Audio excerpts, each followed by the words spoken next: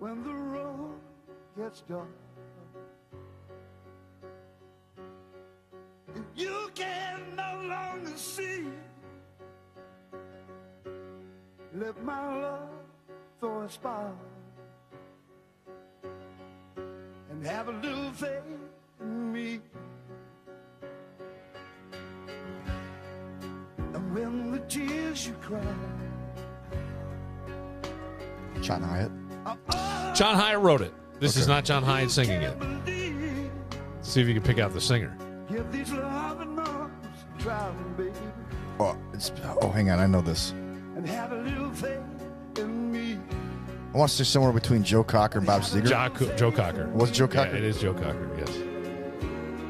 Joe Cocker's best songs weren't Joe Cocker's. Well, Joe Cocker could bring an energy to a song, and I love this version. Yeah. It's maybe the closest to John, but it's Joe, and there's something about Joe.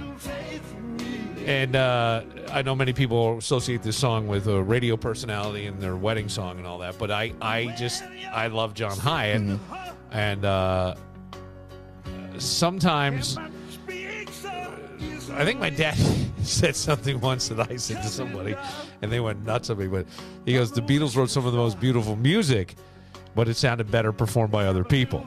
I've heard that. And some people get very upset when I said that, not really thinking, just kind of repeating something your old man had said. And I would say for John Hyatt, I love John Hyatt music. I play John Hyatt a lot. I have a lot on my phone. I was a high school teacher that had turned me on to him many years ago, and trying to get him an interview on the pod with John. Started out, I don't think many people know this, but when Jimmy Buffett was starting out, he was one of the guys in Jimmy's band. When Jimmy was trying to be a country singer in Nashville, John Hyatt was in that band. And a lot of his songs went on to be big hits performed by other people. Bonnie Raitt, Jeff Healey with Angel Eyes. That's a John Hyatt song. I didn't know that. Yeah, John Hyatt wrote that. But when I played them side by side, guys on the podcast were making so much fun of me because I like John Hyatt's version better. I love it better. And they're like, not even close, man. Not even bad, And it's fine. And then I do love this song. I love it by John Hyatt, but I actually think Joe Cocker, I just like his voice. I like everything Joe Cocker does. Oh, yeah. So there you go. I mean, think about Ringo's version of A Little Help from My Friends. Yeah. It's a very upbeat, whimsical tune, and then Cocker takes it to a whole other level. He does. And it ends up being the theme of an 80s to 90s television show, The Wonder Years. Yeah. Then generations of kids hear this song and had no idea That it was written by Ringo. And then I often loved You Can Leave Your Hat On. Okay. I don't know if that's a joke. It's always associated with strippers, but I love it. It's just terrible, I guess. But I love his version. I love his voice on it. I just like his voice. So a lot of times people will be afraid to go to the gym for fear of judgment. Thus, there's an entire gym chain that has the judgment-free zone. Yeah. Right? Every New Year's, they sponsor the ball drop in New York City. They do now. Yes, they do. So Planet Fitness. And it's you're right. And it's the judgment-free zone. Yeah. And you get in there and you do it. And I think that that's a nice thing because to encourage people to be healthier and feel better is not a bad thing. And it also is, you'll feel better. You start working out. You start feeling a little bit better about yourself. I would think it can radiate to other parts of your life where you feel more confident. And then even on healthcare, it's less of a strain. There are some insurance companies that give you discounts and all that stuff. But then there's the people that kind of rip on you. And now there are gyms that are having to institute policies of no videoing or no taping. Mm-hmm. There's a guy out there that I had seen him, but I never paid attention. Joey Swoll. Oh, okay. Swoll. And Joey is exactly what you would think. He is jacked. But Joey is about calling people out for bad etiquette at the gym. And so there's a woman who her name is Allie, and she goes by @the_ripped Barbie, if you want to go find her on Instagram. And she is in phenomenal shape. I think she's a professional or I'm not sure if professional is the right term, but she was on a pole vaulting She was a pole vaulter. Okay. And she's in like really exceptional shape, and she knows it. Oh, she knows it. She knows it. And she's at the gym, and she decides to take a video.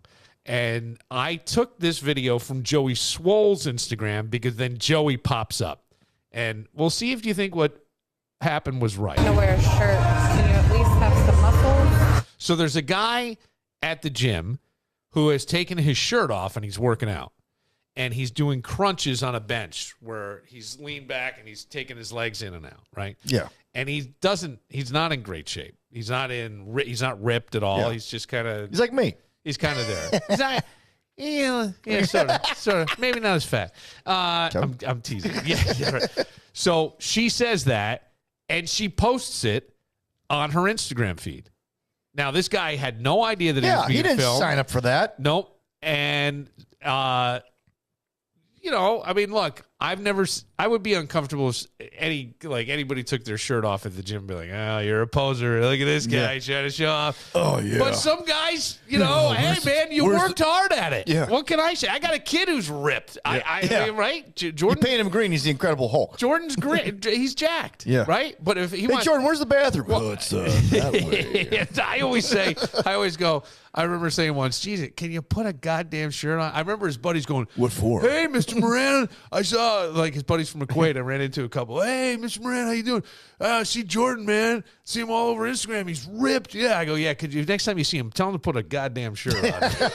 Well, I had a buddy of mine, right, who he was like 3 years younger than me, and he moved up to he was a Marine, moved up to Rochester, went to St. Jeff Fisher, ended up playing on the football team. This kid was scrawny as heck when he was in high school. Then all of a sudden he had a growth spurt his senior year, and he was a Marine. So this kid was ripped, and he would run through the neighborhoods in Rochester every time I'd say, no shirt on, man. Sure. He had to show off, man. He had, I don't blame him. Because you know why? Because he was such a scrawny kid that when he finally got guns, man, I want the world to see my guns. Hey, man, look, you want to do that, that's fine. And I'll tell you what, when I get those guns, everybody, I'm doing the podcast shirtless.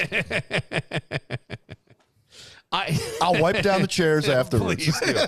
All right, so now Joey Swole. This was taken from Joey Swole's website, SWOLL. If you want to see Joey on his Instagram, and here's what he says. That's like. It's like put a shirt on. Right? If you're not going to wear a shirt, can you at least have some muscles? Listen, I get it. You want to train at a gym where everyone keeps their shirt on? That's fine. But this gym isn't one of them. I called Absolute Recomp in Texas, and their rules say you can train with your shirt off. And you signed up there. Therefore, you need to follow the rules, including the rule that says you don't film people without their consent to post on social media. Okay. Now, this is someone who was shaming someone without their knowledge. Yes. And now Joey Swole's shaming this. Not sure that I have a problem with this. Shaming? Yeah. I don't know that I have a problem with this. I sometimes think, in my old man mind these days, that a little bit of shame goes a long way. Right? Yes. That, in other words, the rules is, if that guy's confident enough to take your shirt off, God bless you. Right? I had people throw things at me when I ran to Pittsburgh. I took a shirt off. It was really hot.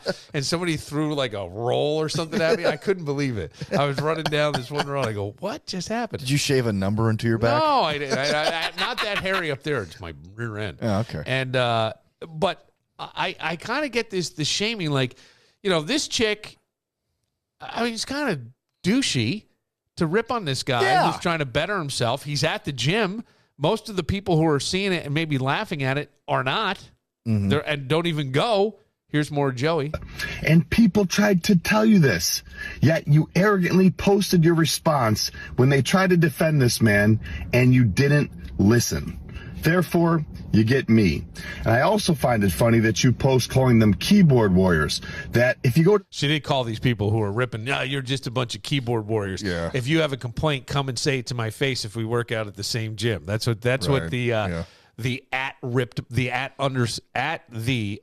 underscore ripped Barbie. If America's keyboard warriors would just band together for a great cause, no one would take us down. Go to the same gym, they should come and find you, that they should speak to you face to face.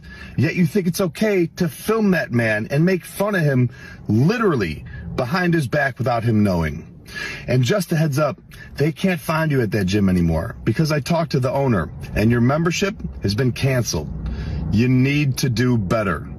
Mind your own business. Wow. He got her kicked out of the gym. Yeah. And Joey Swole is just a guy that people have found. He does a lot of gym etiquette things, and he posts different things. He has one on there of a gym guy coming over, and there's a woman on a treadmill, and he said, listen, you got to take the tripod down. And so this woman gets mad and tries to get the guy fired. And Joey Swole goes, no, that's the gym's policy. Right. And it has, and the guy even says to this woman on Joey's Instagram, and it's her original video. She leaves it all up because now we're going to bust everybody. The gentleman at the gym, and he does get a little emphatic, says to her, listen, you want to do this over in a corner and it's just you and it's only you on the screen? That's okay. We'll look the other way on that. But the reason we have this policy is there's other people who don't want to be in there. Some other woman, and Joey Swole will repost this one. There's a woman who sets up her camera to tape her workout, and this other woman gets all mad and makes a mad face and gathers up her things and leaves. And she goes, all the haters at the gym. And Joey goes, she's not a hater. She doesn't want to be on your camera. Right. She doesn't want to be in your feed. Not what she signed up for. That's not what she signed up for. She's there to work out. And I think like it's embarrassing. Like, I got to be honest, if that woman made fun of me, I don't know that I want to go back to the gym. Yeah. If right, I would put a shirt on. First of all, I'm not taking my shirt off at the gym. No, I have a shirt off goal that I need to reach, and once I do, is that dead. it? Yeah. Shirt off goal. Shirt off goal. Shirt off goal. Yeah, we're still a year out. Maybe not. Yeah. 6 months. Maybe 16 maybe months. Maybe 5. Maybe 5 months. Yeah, I hope so. Yeah, maybe 5. If you started doing it 5 months, I just think that it. I don't know how I feel about it because I'm going, both these people are looking for attention. Joey Swole's looking for attention. She's looking for attention. Yeah, because now I have to talk about that for a second because now it's become a cottage industry. Yes. To make videos about videos about videos. Right, which is fine because it's part of the look. Social media is supposed to be social. Yeah. Facebook was supposed to be about a conversation. It became somewhat one-sided in the conversations at times, but that's really what it's about. So if social media is supposed to be the social, this is your new town hall, right? It's your new town hall. For your new Moose Club. It's your new Moose Club. It is your online Moose Club where, Dan's band will play. But I think that's it's an interesting thing to see this go down and see him then snap at her, but then to get her kicked out of it. Yeah. She is a bit of that was a bitchy thing to do. Yes. Because this guy had no idea he was being taken. That's not fair. No, that's not fair at all. It's not fair. Now, if you wanted to blur out his face. But you couldn't really see his face. Okay. Because she's shooting from the back. So maybe that's what she thought. But either way, but still, there were some identifiable things about this guy. Like, you could pick him out of a lineup. I'm sure if you looked hard enough. I mean, hey, Jerry, do you go to that gym? Because that sounds like a guy who'd be named Jerry, right? Jerry's working out, and he's got his shirt off because he's allowed to do it, and it's just he's offending this woman who thinks she's ripped. I've seen those videos where, and I'm sure at this point they've become staged, where a girl or a woman will set up a camera and then she will purposely do these squats in front of a guy. Oh yeah, and then turn around and go, "Are you looking at my butt?" Yeah. And he's like, "What?" Well, Joey Swole apparently, because I did a little look into this, he has a healthy barbecue sauce line. Okay. And so there's a woman doing squats and this guy staring, and she's like, "Oh, you're a pervert." And when she walks away, sitting on the bench are 3 bottles of sauce. Joey Swole's sauce. So you can see some kind of funny. It is weird though. Look, I'll tell you this, and even my old man has said this to me. My father goes to the gym. He goes, "Hey, Jesus Christ, with the clothes these women wear, they might as well be naked, right?" Yeah. I mean, right? There's some. And my dad's a 78-year-old man, and he's not. He's not a perv. No, he's just making an observation. But I will tell you, back in my day, you didn't have women in the gym. I don't know where to look. I don't know where to look in certain classes I've taken. I've taken strength classes and things where it's a lot of women, and it's basically building your hips and building. It's not strength so much as you're going to be ripped. But it's a lot of repetitive stuff, lean muscle, so lean you strength. Grow old in strength. Yes. You don't lose your faculties. Some of the women, they're bending over. So you never want to look. Yeah. You don't know where to look. Like you can't. You got to keep your eyes. You're eventually gonna get whiplash. Well, the thing is, I'll tell you, even in boxing, right? A lot of women, they'll come in, and if it's sports bras and things, you're holding. You never. They got the pink written on the back of their bum. You just can't. You don't know where to look sometimes. And I don't mean that to be rude. I don't care what you wear. I don't care. And I'm not there to embarrass anybody. I want you to feel comfortable, confident. If you feel confident walking around that, God bless you. Yeah. Good. Good. And most people who put that on have the body to wear that. They do. Right? I just pretend I don't see it. I see nothing. I like the big women who do that and like don't care either. Yeah. That's to me. That's self-esteem. Those are the ones I can't. I saw this stat, and I was wondering about this. The bro code. Loyalty between best friends or friends. Or guys even? Yeah, guys. Just We're guys talking in general. guys. Yeah. Does it still exist? Because according to a recent survey, 1 in 5 men, this really doesn't seem all that high. 20%. Well, would happily sleep with their best friend's girlfriend given the chance, or wife given the chance. Wow. Yeah. I don't know if that's high or low. And if they don't stoop so low as to cheat on their best friend while they're still in a relationship, 12% of men would stay in touch with their friend's girlfriend after the breakup in the hope of seducing the girl themselves. That makes more sense to me. I'm not That does? justifying that than the sleeping with the best friend's wife. But happily, there are still girl. plenty of men who would remain loyal to their friends. Of the 1,182 men polled, a reassuring 52% would never even consider sleeping with their best friend's. Yeah, she was my best friend's girl. Sorry, I'm spitting. Yeah, sorry. Wow. Yeah. That seems high to me because I have known people. The guys are. I've known women who were really cool, right? And then they would break up with somebody, and you just wouldn't talk to them again because you were friends with that guy, and you just weren't going to do that. Or even husbands and wives. Yeah. Right. And I would talk to anybody in that situation, but I wouldn't stay in touch with hey. Yeah, we're Facebook buddies. What's the statute of limitations? We've got 18 months. Can we? You guys have been broken up. Now, I actually have been in a situation where I dated somebody, and then their friend would eventually reach out and say, "Hey, how you doing?" What? Oh yeah. Wait, what? Say that again. I dated a girl once, and then eventually later on dated her friend. And dated her friend a couple times, yeah.